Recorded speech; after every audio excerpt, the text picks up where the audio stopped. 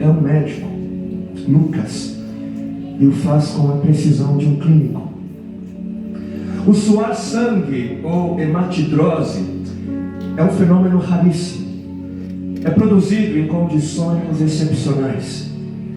E para provocá-lo é necessário uma fraqueza física, acompanhada de um abatimento moral violento, causado por uma profunda emoção, por um grande medo.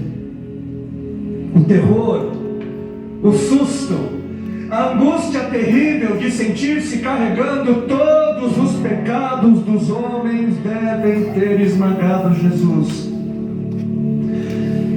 Tal tensão extrema produz o rompimento das finíssimas veias capilares que estão sob as glândulas sudoríparas, e o sangue se mistura ao suor e se concentra sobre a pele, escorrendo então por todo o corpo até a terra. Aí o estado de espírito que leva alguém a suar sangue, o terror, o susto, a angústia terrível de sentir-se carregando todos os pecados dos homens devem ter esmagado Jesus. Conhecemos a farsa do processo preparado pelos líderes religiosos, o envio de Jesus a Pilatos e o desempate entre Herodes e Pilatos. Pilatos teve que ceder, então ordenou a flagelação, o chicoteamento de Jesus. Os soldados despojam Jesus, tiram a roupa de Jesus e o prendem pelo pulso a uma coluna do pátio. A flagelação se efetua com tiras de couro múltiplas, sobre as quais são fixadas bolinhas de chumbo e pequenos ossos.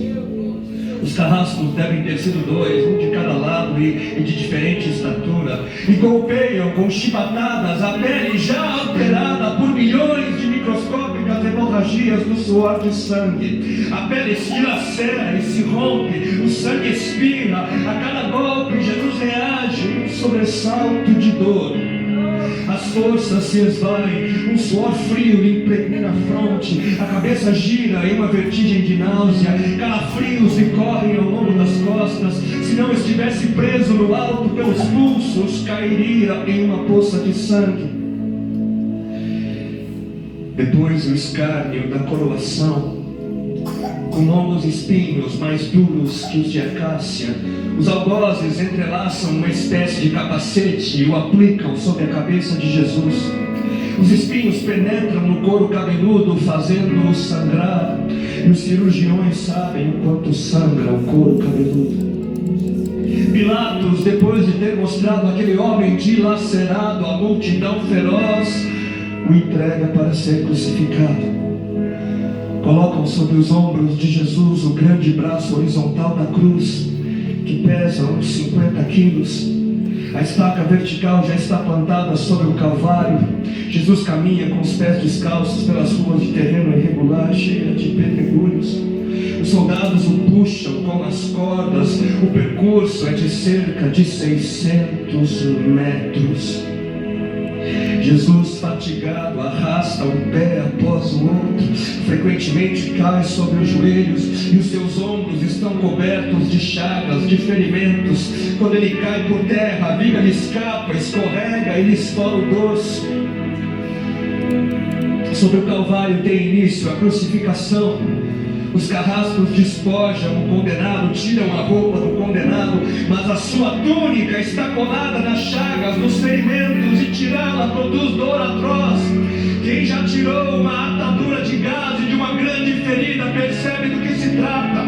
Cada fio do tecido adere, cola a carne viva, e ao levarem a túnica se laceram as terminações nervosas, postas em descoberto pelas chagas.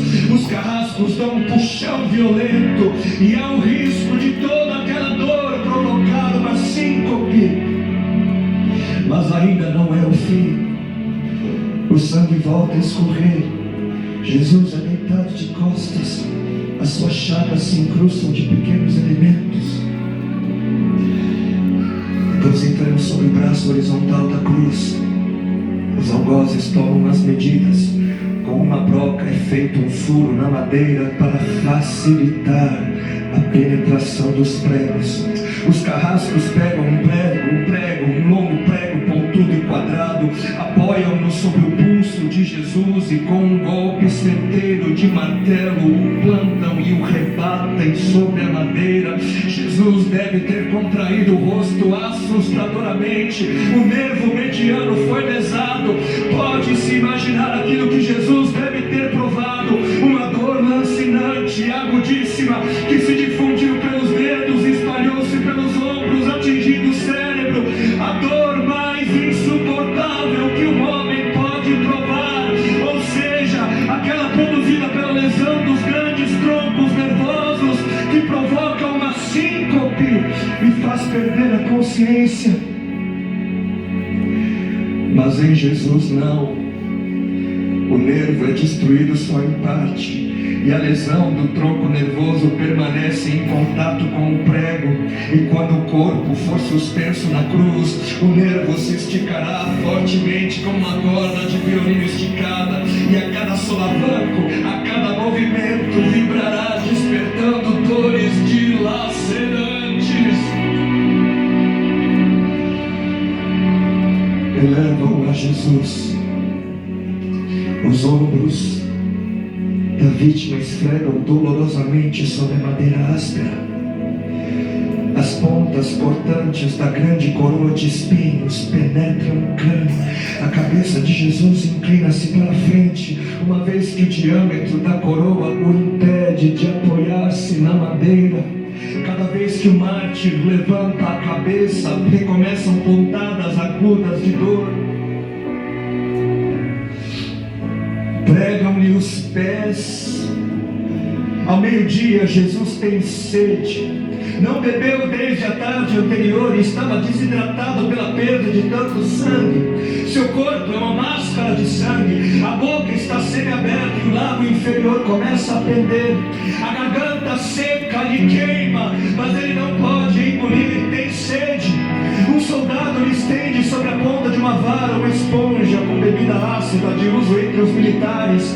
Tudo aquilo é uma tortura atroz. De repente, um estranho fenômeno se produz no corpo de Jesus. Os músculos dos braços se enrijecem em uma contração que vai se acentuando, os bíceps esticados e levantados, os dedos se curvando. É como acontece a alguém ferido de tétano, a isto que os médicos chamam de tetania. Quando os sintomas se generalizam, os músculos do abdômen se enrijecem em ondas imóveis. Em seguida, os músculos entre as costelas, depois os do pescoço e finalmente os músculos respiratórios se enrijecem. A respiração se faz pouco a pouco mais curta. O ar entra, mas não consegue mais sair. Jesus respira com o ápice dos pulmões. Tem sede de ar como um asmático em plena crise. Seu rosto pálido, pouco a pouco, se torna vermelho, depois se transforma num violeta purpúreo. Jesus é envolvido pela asfixia. Seus pulmões cheios de ar não podem mais esvaziar-se. A fronte está impregnada de suor. Os olhos saem fora de órbita. Mas de repente algo acontece. Lentamente, como um esforço sobre-humano, Jesus toma um ponto de apoio sobre o prego dos pés. Ele esforça-se a pequenos golpes, se eleva, aliviando a tração dos braços. Os músculos do tórax se distendem, a respiração torna-se mais ampla e profunda, os pulmões se esvaziam e o rosto recupera a palidez inicial. Mas por quê? Por que este esforço? Por quê?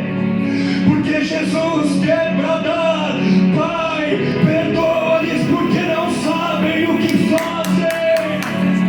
E logo em seguida o corpo de Jesus começa a afrouxar-se de novo e a asfixia recomeça.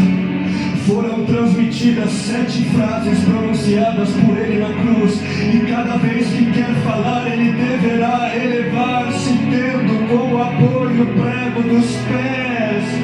Inimaginável!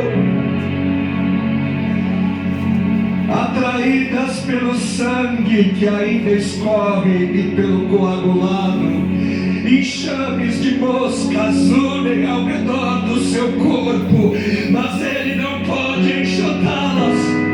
Pouco depois o céu escurece, o sol se esconde, de repente a temperatura diminui, logo serão 3 da tarde, e depois de uma tortura que dura horas e horas, todas as suas dores, toda a sua sede, todas as cãibras, toda a asfixia, todo o latejar dos nervos medianos lhe arrancam um lamento. Deus meu, por que me desamparaste?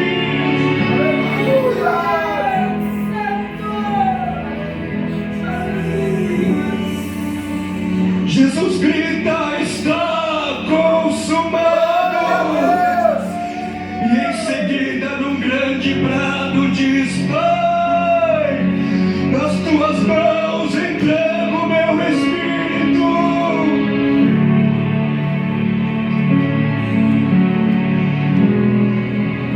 E morreu no meu lugar, e no céu